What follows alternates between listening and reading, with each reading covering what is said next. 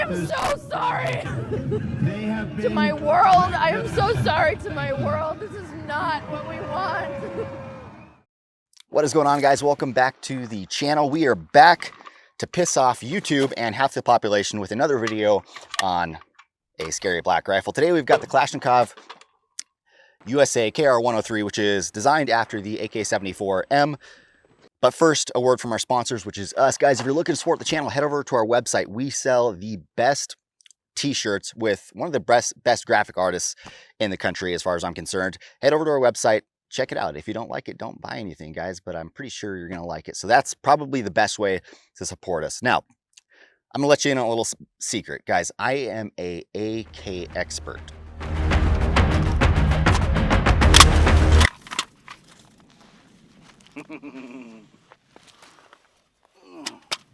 I've got extensive training, lightning fast reloads.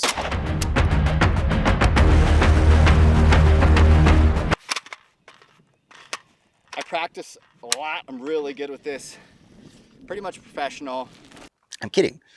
So keep that in mind as we progress through this video. I don't use these often at all.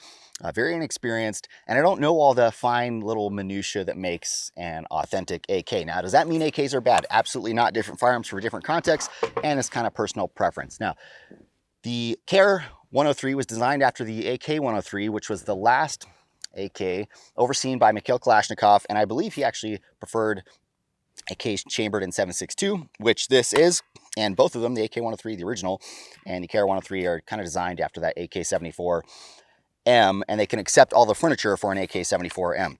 So this you can pick up for about $1,100 depending on where you're buying it. So let's burn through it real quick. Obviously we have a matte black finish. We have a fixed stock on the back. That is in contrast to the original AK-103, which actually has a folding stock. We have the takedown button in the back. Up top you've got a dust cover. Now, the safety selector lever. I can't stand this on AKs. Part of it is because my lack of experience, and I'm horrible with it. And I know there's probably a ton of AK guys out there that can absolutely crush manipulating this thing, getting on and off target. I'm terrible with it. The reason is because I have to break my grip to actually, moves from safe to on and off. And I think most people have to do that unless you have like ET fingers and you can actually reach it with your index finger. I can't. Most people can't unless you add some type of modification there. And it's just much slower in that regard, having to break your grip.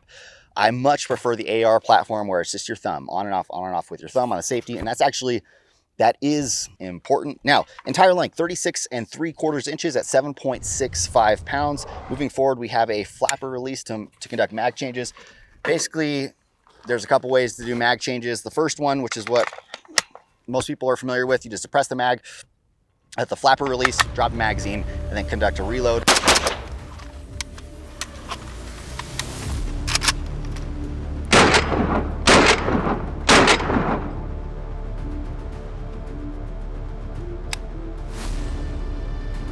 Couple ways of doing it. Let's talk about reloads in general. AK versus an AR.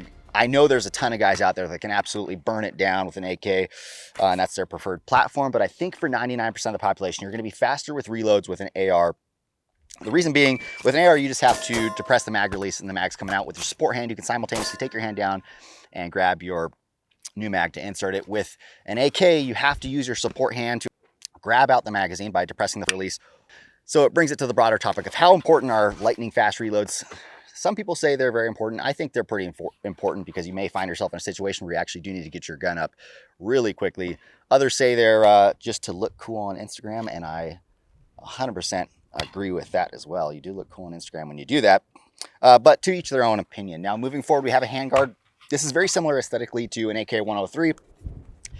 It has a 16.33 inch chrome lined barrel. It's not cold hammer forged, and it has 24 millimeter threads for your muzzle device. It comes standard. This is all bone stock, by the way, if I didn't mention that before. It comes standard with your muzzle brake.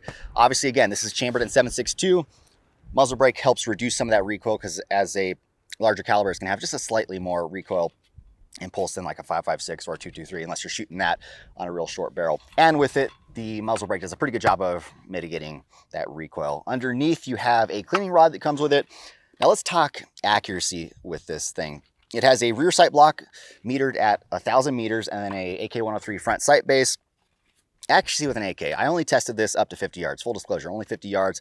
It did fine at that distance. Is that a great gauge for an accuracy of a rifle? Maybe, maybe not, but that's not really what this rifle is designed for. We all know AKs are designed to hold up to a beating, and in that regard, my assumption is this thing's gonna hold up.